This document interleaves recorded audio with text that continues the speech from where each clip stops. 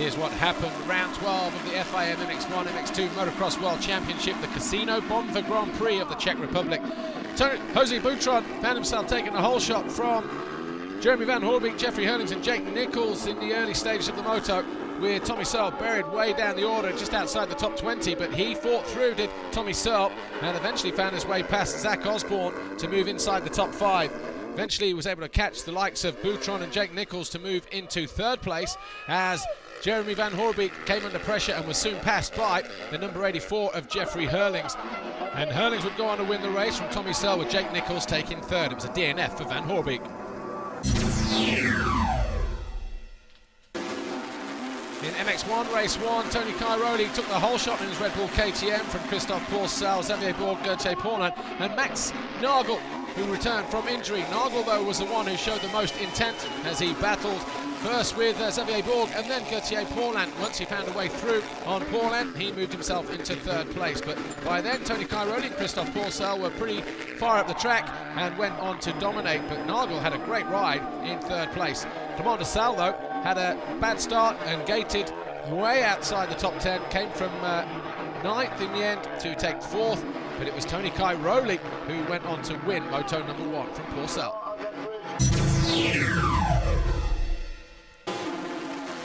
MX2 Race 2 was a bit more eventful as the number 89, Jeremy Van Hoorbeek, found his way into the lead. Hurlings was 2nd, but then went down, challenging his teammate, who took a look over his shoulder to see what all the drama was about. Searle moved ahead of Valentin Tellier and then pulled this move on Hurlings as he went down for 2nd position. Tommy Searle, though, soon got caught by Jeffrey Hurlings in the later stages of the race, and the battle then was on between these two guys. A little bit of cat and mouse ensued, but eventually it was Hurlings who did go through with this manoeuvre here up into 2nd position. The big question at that point, though, was whether he could find a way to close down his teammate, Jeremy Van Hoorbeek. Van Hoorbeek got held up temporarily by a back marker, and that was allowed Hurlings to go through around the outside, but it was a little bit too easy for him as well. His teammate pretty much moving over for him. But Hurlings, though, went on to win the race. He won the overall Grand Prix as well. Jeremy Van Hoorbeek was 2nd in the moto. Tommy Searle hit the wall in 3rd, and that was the overall Grand Prix. Jeffrey Hurlings, Tommy Searle, and Zach Osborne taking his first overall podium since he came back in Sweden, round 9. And of course, going into the Great Britain round 13 in 2 weeks' time, Hurlings still the championship leader in MX2.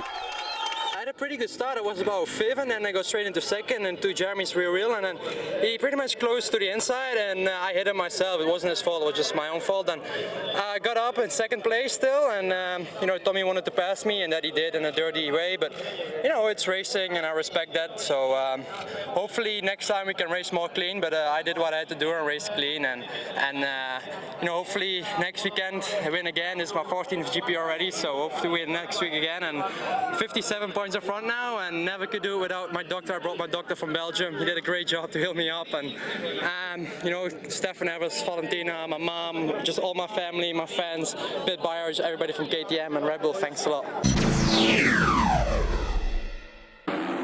Just like MX2, MX1 was pretty interesting as well, as the lead was contested between 4 riders, but it was Max Nagel who was our early race leader and led actually for about 8 laps of the 21.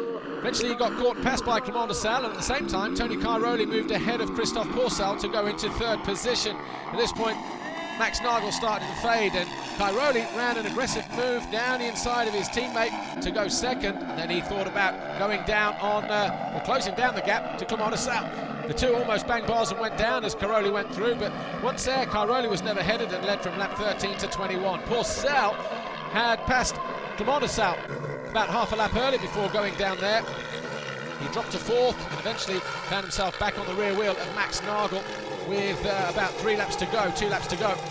Eventually Pourcel went through, so at that stage it was Cairoli, de Salle, Pourcel and Nagel. But Tony Cairoli, though, went on to win the 2nd moto of the day. He secured the overall Grand Prix victory, extends his lead in the championship by 30 points, and more importantly wins his 50th Grand Prix here at the Casino Bomba Grand Prix of the Czech Republic in Loket. And of course, he still leads the championship. Dr. Wolfgang Schrub on hand to give him another red plate, as he is still the championship leader as we go to Natalie Basin, the Grand Prix of Great Britain in 2 weeks' time.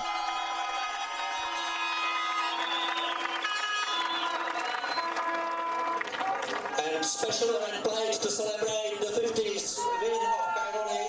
And the 50th Grand Prix was celebrated and marked with another red plate for Tony Cairoli. He now ties third with Joel Robert, another 6-time world champion. For sure, I'm really happy about it. It's my 50th GP win, 50.